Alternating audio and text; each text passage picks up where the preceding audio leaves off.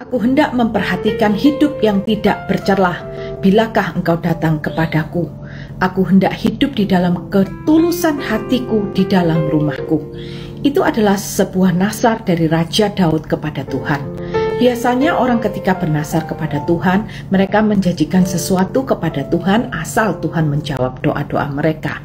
Tetapi berbeda dengan Raja Daud. Raja Daud berdoa, bernasar kepada Tuhan bahwa dia ingin hidup dengan kehidupan yang kudus, hidup yang tidak bercacat, hidup yang tidak bercela di hadapan Tuhan. Karena dia tahu bahwa kehidupannya harus dia pertanggungjawabkan di hadapan Tuhan. Segala sesuatu yang dia miliki dan juga apapun yang dia lakukan, semuanya harus dia pertanggungjawabkan di hadapan Tuhan. Nah, bagaimana dengan kita? Hari ini yuk kita belajar bernasar yang berkenan di hadapan Tuhan. Karena bernasar itu bukan hanya untuk mendapatkan sesuatu daripada Tuhan, tetapi bernasar yang paling penting adalah seperti yang dilakukan oleh Raja Daud. Buat apa setiap doa kita dikabulkan oleh Tuhan jikalau kemudian kita tidak hidup di dalam kekudusan, kita hidup dengan semau kita sendiri, kita hidup dengan apa yang menurut kita benar. Tetapi marilah kita belajar hidup seperti yang Tuhan Yesus mau, hidup seperti yang kebenaran firman Tuhan ajarkan, yaitu kita hidup di dalam kekudusan dan menjaga ketulusan hati kita. Sama seperti yang dilakukan oleh Raja Daud, dia mau belajar melakukan segala sesuatu dengan ketulusan hati, dan dia berkata di dalam rumahnya.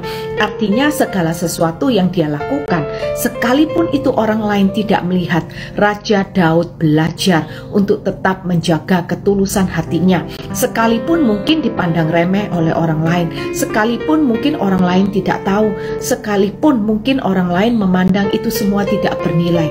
Tetapi yuk kita belajar sebagai orang yang percaya kepada Tuhan.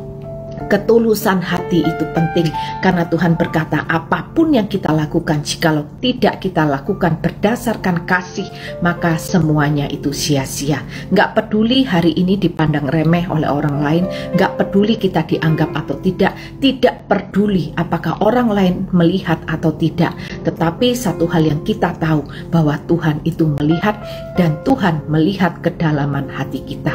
Yuk hari ini belajar melakukan segala sesuatu dengan ketulusan, karena ketulusan itu mempraktekkan kasih tanpa syarat seperti kasih yang sudah Tuhan Yesus berikan buat kita. Sehingga apapun yang kita lakukan, segala sesuatunya itu tidak sia-sia, tetapi berkenan di hadapan Tuhan. Dan juga kita ingat, segala sesuatu, seluruh kehidupan kita, satu hari kelak harus kita pertanggungjawabkan di hadapan Tuhan. Tuhan Yesus memberkati.